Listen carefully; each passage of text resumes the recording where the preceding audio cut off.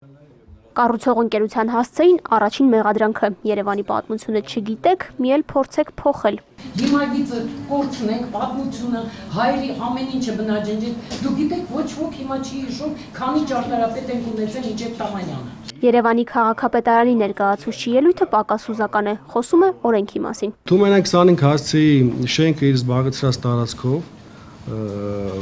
բացառիկ գերական հանրային շահ ճանաչելու նպատակը պայմանավորված է զուտ քաղաքաշինական խնդիրների կարգավորմամբ։ Հիմնավորում է Թումանյան 25 շենքը հարևան շինություններից ավելի կարճ է ու փոքրամասշտաբ, ոչ թե հյուրանոց կառուցելու, այլ համաչափությունը վերականգնելու համար են ցանկանում շենքը բացառիկ գերակա հանրային շահ ճանաչել։ Կարող է ուզում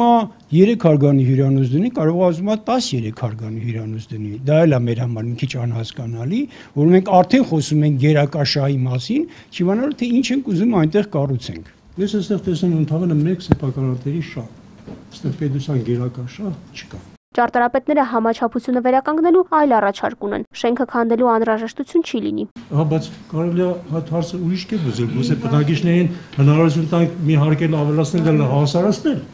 Քննարկմանը շենքի բնակիչներն են մասնակցում, պատմում են նկուղային հարկերում փոքրիկ բիզնեսներ ունեն, ոչ թե հատուցում են պահանջում, այլ չեն ուզում, որ իրենց տունն ու գրասենյակը քանդվի։ Խոսան ինչ-որ փոխհատուցման մասին, համարժեք կլինի, համարժեք չլինի, գիտեք, ես անկեղծ ասած, հա, շատ խիստ կասկածում եմ համարժեքության վերաբերյալ, կլինի դա թե ոչ։ Եթե մարդուն ասում են, գիտեք, ձեր տեղը պիտի զիջեք, որովհետև ես այստեղ բիզնես եմ անում, սա վստահ եմ անթույլատրելի է։ Եվ քաղաքացիական հասարակության կարևոր գաղափարն այն է, որ մենք ունենանք քաղաքացիամետ, քաղաքացու շահերը պաշտպանող հասարակություն եւ այդպիսի կառավարություն ու իշխանության մարմին։ Ռենշին ընկերության հիմնադիր տնօրեն Էդուարդ Մարությանն է։ Քննարկման ընթացքում շենքեր գծագրում, գուցե ապագա հյուրանոցն է։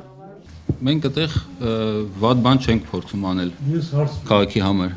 Շենքը դեռ գերակա բացառիկ հանրային շահ չի ճանաչվել, կառավարության համապատասխան որոշում չկա։ Քննարկման մասնակիցների առաջարկն է կառուցող հարևանն ու մյուս 8 ընտանիքը երկխոսեն, գան ընդհանուր հայտարարի փոխշահավետ պայմաններով։ Տաթև Դանիելյան, Ալեքսանդր Կիրոյան, Էպիկենտրոն։